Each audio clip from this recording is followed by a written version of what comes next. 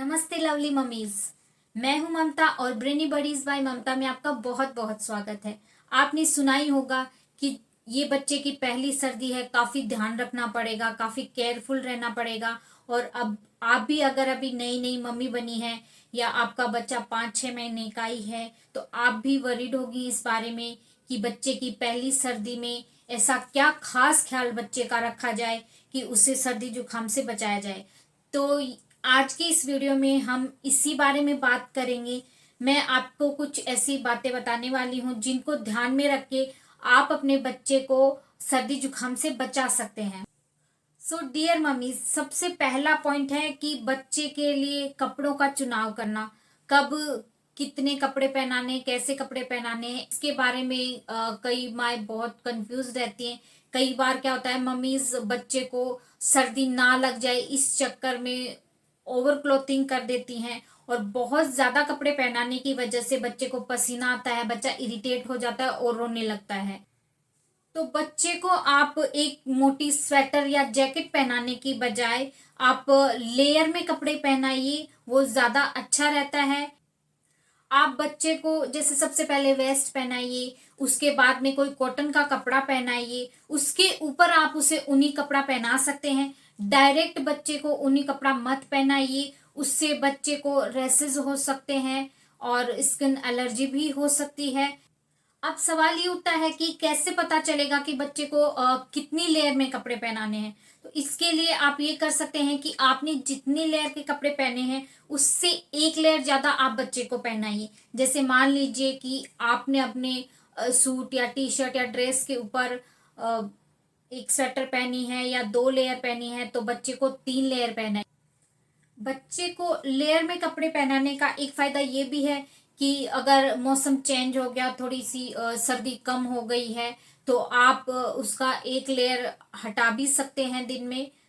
So lovely mummies, बच्चे को सबसे ज्यादा सर्दी लगने के चांसेस होते हैं सर, चेस्ट और पैर के द्वारा। तो इसके लिए आपको क्या करना है, कोशिश कीजिए कि ये बच्चे के पार्ट्स कवर रहें। इसके लिए आप ऐसी टोपी का चयन कीजिए जिससे बच्चे के सर के साथ साथ उसके कान भी कवर हों। और पैर के लिए आप अच्छी क्वालिटी की सॉक्स यूज कीजिए। रात को सोते समय बच्चे को सॉक्स बिल्कुल मत पहनाइए, इससे बच्चा इरिटेट हो सकता है।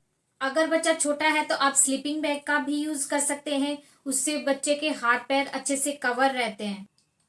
और कोशिश ये कीजिए कि सुबह अर्ली मॉर्निंग और शाम के समय आप बच्चे को घर में ही रख के बाहर ना लेके जाएं ताकि उसे सर्दी से बचाया जा सके।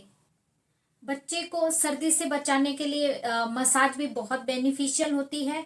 मसाज करने के लिए आप मस्टर्ड ऑयल में लहसुन की 4-5 कलियां डाल के उसको अच्छे से बॉईल कर लीजिए और उसको छान के एक बोतल में भर के रख लीजिए। उससे आप सर्दियों में बच्चे की मसाज कर सकते हैं।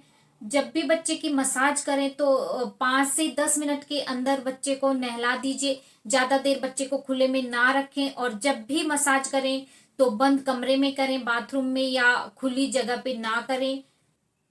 सर्दियों में सुबह सुबह की धूप बच्चे के लिए बहुत अच्छी होती है, इसलिए डेली आप बच्चे को 15-20 मिनट या आधे घंटे धूप में जरूर लेके बैठें। आप चाहें तो मसाज करने के बाद में भी बच्चे को थोड़ी देर धूप में लेके बैठ सकते हैं।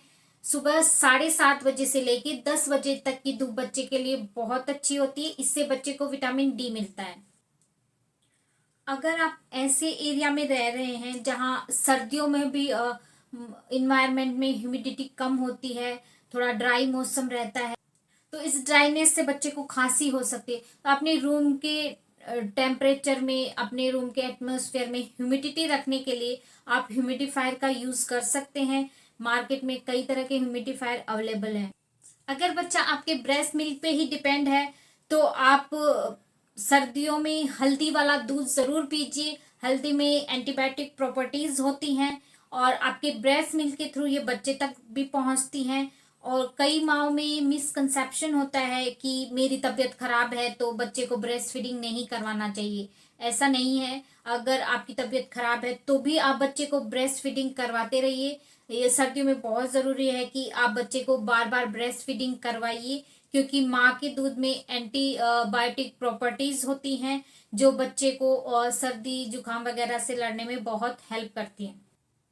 सो डियर मम्मीज, ये कुछ घरेलू नुस्खे थे, कुछ बातें थी जिनको आप ध्यान में रख के अपने बच्चे को सर्दी जुकाम से बचा सकते हैं, उसकी पहली सर्दी इंजॉय कर सकते हैं।